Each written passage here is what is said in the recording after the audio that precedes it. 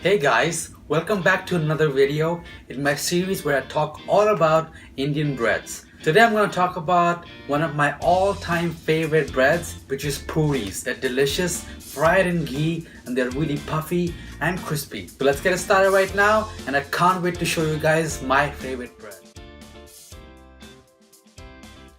So as you guys know already, I love using my KitchenAid. It always makes my life easier to make breads. So let's get it started with some atta flour. So in my bowl here, I'm using about 1.5 cups of atta flour.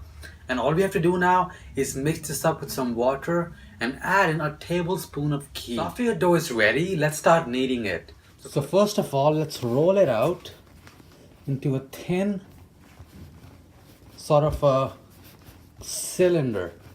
That's going to help you portion it out, and from there you can start making your dough balls. Now for each of them balls, roll them out until it's a flat disc.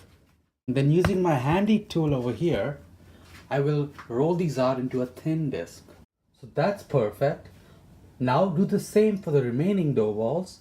Alternatively, if you're a pro at these already, then just start heating up your ghee, and as you keep making the discs, keep frying them and serving them hot. So we will be deep frying these puris, so we need quite significant amount of ghee. If ghee is something you don't get at your local store, you can use vegetable oil. So I'm using a wok today, and start heating up your ghee in your wok or any deep dish pan which will be big enough to fry puris. I'm heating it at medium heat, and later on we will control the temperature. Ideally, you will want to heat your ghee until it starts smoking. Alternatively, you can test if your ghee is ready to fry by using a small piece of dough and putting it in your ghee, and if it rises up almost instantly, that means you're ready to start frying your puris. Carefully slide in the puris into the ghee and make sure to toss some ghee with a spoon carefully onto the puris.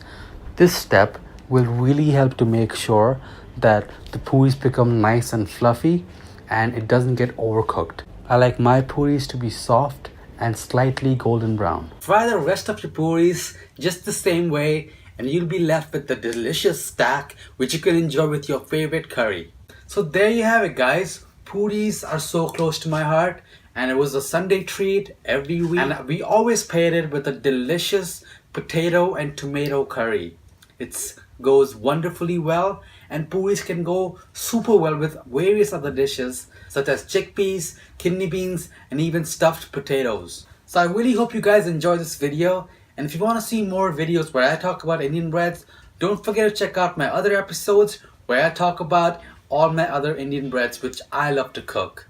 Be sure to subscribe to my channel down below so that you don't miss out on any new content or any new exciting Indian breads in this series. Until then, I'll see you guys again on the next one.